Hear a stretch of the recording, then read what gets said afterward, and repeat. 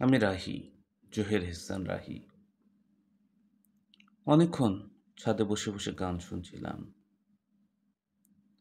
ছাদের কাছ থেকে কয়েকটা আনার নিয়ে ভিতরে প্রবেশ করলাম। বাড়ির ভিতরে ঢুকেই জীবনের সাথে দেখা। ফলগুলি তার হাতে দিয়ে বললাম, জীবন, তোমার কি পাসপোর্ট করা আছে? জীবন একটু অবাক হয়ে বলল, না তো ভাইয়া। আমি বললাম, জলদি করো, যাও। জীবন বলল, জি ভাইয়া। আমি বললাম, জি নয়, এই মুহূর্তেই যাও, কাজ শুরু করো। সে একটু ভ্যাবাচ্যাকা খেয়ে গেল, ফলগুলো হাতে নিয়েই চলে গেল।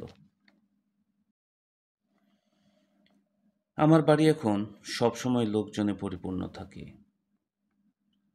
আমার নির্দেশ, সংগঠনের অফিস 1 মাসের জন্য বন্ধ থাকবে, যাকে বলে তালা ঝোলানো। যেহেতু আমার বেড রেস্ট, এখন আমার বাড়ি হেড অফিস। আমি বাড়ি থেকে সব কাজ দেখতে চাই।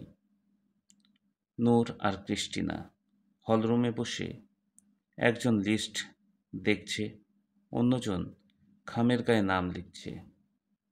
সব ভিআইপি অতিথিদের দাওয়াতপত্র।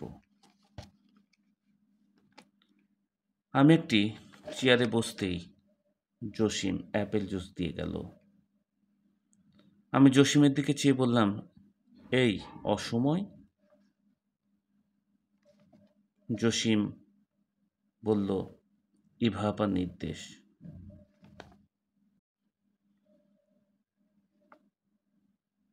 আমি টিভি অন করলাম। ইউটিতে লেকো মাস্টারের মৃত্যুর রহস্য বেশ জনপ্রিয়তা পেয়েছে। কয়েক ভিউজ। সবার একই প্রশ্ন যে তার মৃত্যুর রহস্য কী। হঠাৎ আমি খেয়াল করলাম নূর তা মনোযোগ দিয়ে দেখছে। তার চোখ দিয়ে পানি গড়িয়ে পড়ছে।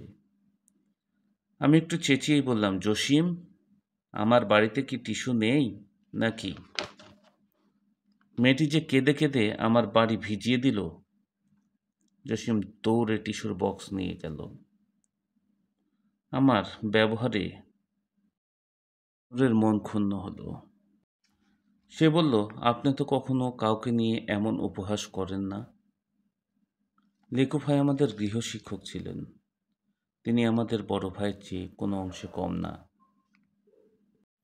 তিনি আমাদের খুব ভালোবাসতেন বলে টিস্যু দিয়ে চোখের জল মুছতে লাগলো। আমি বললাম, হ্যাঁ, সারা জীবন আরও বেশি করে ভালোবাসতে চেয়েছিল। কথাটা বিড়বিড় করে বলায় নূর সম্পূর্ণ পরিষ্কার শুনতে পায়নি। তাই বলল, আপনি কিছু বললেন?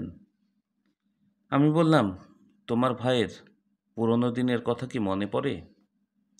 তোমার বাবা, ভাই, আমাদের আশিক, এদের বিপদের পিছে কে নাটের গুরু? কে ছিল যে পিছন থেকে আমার পিঠে সাপ ছুড়ে দেয়? কার এত বড় সাহস? আমি একটু জোরেই মনে হয় কথাগুলো বলে ফেলেছিলাম। নূর কেঁপে উঠল। আমি জুসের মগ নিয়ে ঘরে চলে গেলাম। একটু পরে আবার বের হলাম। না, মেয়েটির সাথে অমন করে কথা বলা আমার মোটেই উচিত হয়নি। আমি বের হয়েই নূরকে দেখতে পেলাম না। ক্রিস্টিনাকে ক্রিস্টিনাকে নূর সম্বন্ধে জিজ্ঞাসা করব, সেও ফুপিয়ে ফুপিয়ে কাঁপছে আর একটি করে টিস্যু দিয়ে চোখ মুছেই চলেছে। আমি তার দিকে চেয়ে বললাম, ও মা, তোমার আবার কি হলো? এই তো বেশ ছিলে। নূর কোথা থেকে হাজির। সে বেশ কড়াভাবে বলল, ক্রিস্টিনা জীবনকে ভালোবাসে, কিন্তু তার ভাই একজন হাজি সাহেবের সাথে তার বিয়ে ঠিক করেছে। ক্রিস্টিনা আমাকে দেখে ভাইয়া বলে দৌড়ে এলো। আমি তাকে সান্ত্বনা দিয়ে বললাম, তুমি কান্না থামাও, আমি বাদলের সাথে কথা বলবো। আমি বললাম, আচ্ছা ক্রিস্টিনা, তোমার কি পাসপোর্ট করা আছে? সে মাথা ঝুঁকালো। আমি বললাম, জলদি যাও, জীবনও সেই কাজেই গেছে। ক্রিস্টিনা চোখের জল মুছতে মুছতে বাড়ি থেকে বের হয়ে গেল। ক্রিস্টিনা বাড়ি থেকে বেরিয়ে যেতেই আমি গিয়ে সোফায় বসলাম। নূর আমার সামনে এসে দাঁড়ালো। আমি তার দিকে চাইলাম। নূর কড়া ভাষায় আমাকে বলল, আপনি তখন কি বলছিলেন? আমি বললাম, কখন?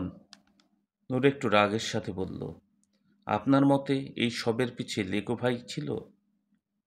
কিন্তু ওই ঘটনাগুলো যখন ঘটে তখন তিনি বাড়িতেই ছিলেন না। তিনি তার ওস্তাদের কাছে ছিলেন। প্রতিবার তিনি আমাদের জন্য দোয়া চাইতে গিয়েছিলেন। আমি হাসতে হাসতে বললাম, ওস্তাদেরও আবার ওস্তাদ আছে? তা তো জানতাম না। নূর কিছু বলার আগে গেটের কাছে গিটারের শব্দ শুনতে পেলাম। আমি উঠে দরজার দিকে চেয়ে দেখি জেমস, সম্পূর্ণ নতুন বেশে। আমি তার দিকে এগিয়ে তাকে বুকে জড়িয়ে ধরে বললাম, আরে দোস্ত তুই, আর তোর হাতে এটা কি? জেমস হাসতে হাসতে বলল, এটা লেকু মাস্টারের জন্য ছিল, কিন্তু আমাকে আর কষ্ট করে বাজাতে হলো না।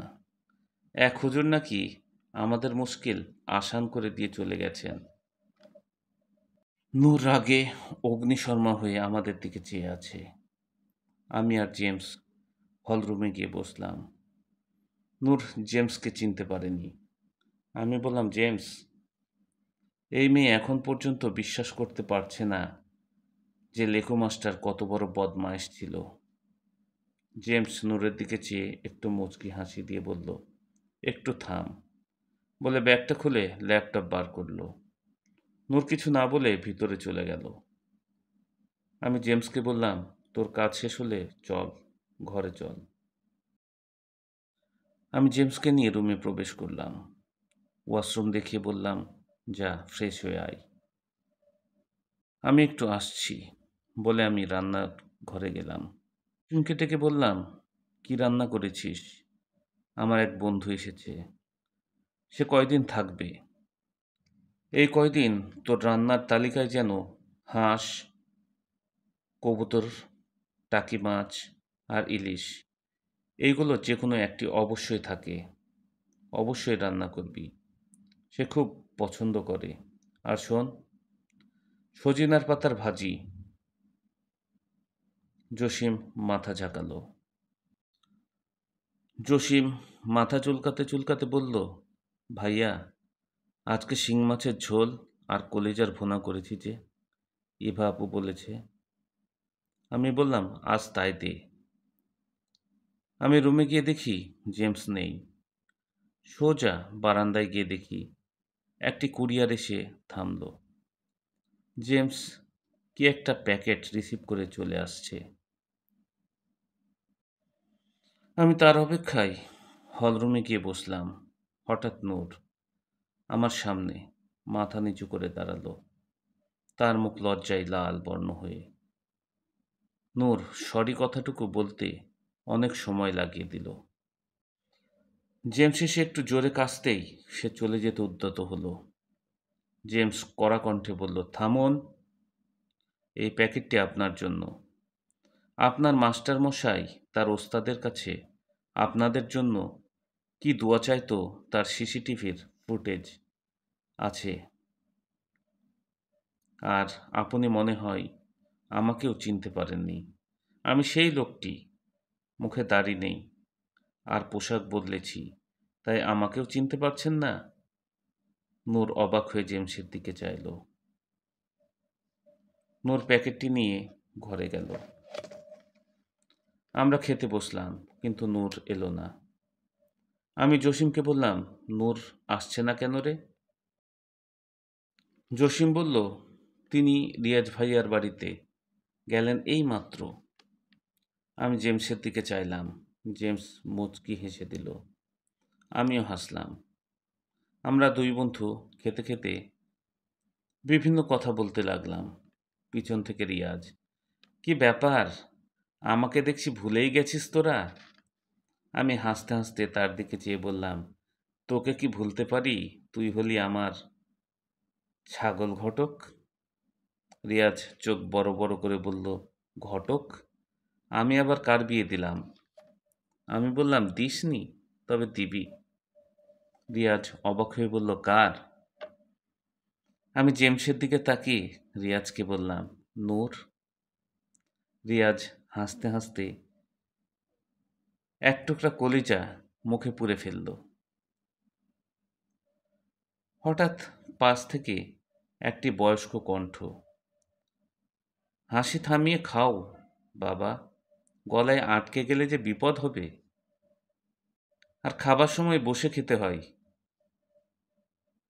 তোমাদেরকে কি আর শিখাবো? আমার কথায় কিছু মনে করো না বাবা।